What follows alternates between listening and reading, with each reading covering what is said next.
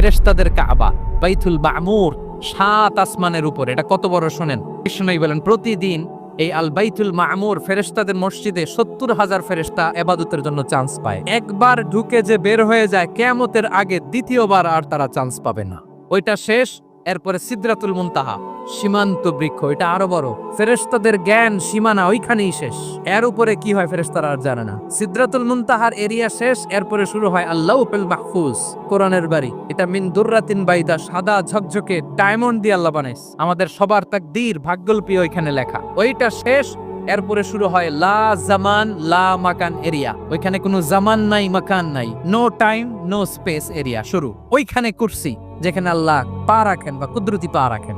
বড় রাজা বাদশারা সিংহাসনে বসে পা রাখে একটা টেবিলের উপর, শাহী টেবিল, ওইটার নাম কুরসি। আল্লাহ বলে ওয়াসিআ কুরসিয়ুহুস সামাওয়াত ওয়াল আরদ। আল্লাহর এই কুরসিটা এতক্ষণ যা বললাম এই সবগুলার চাইতে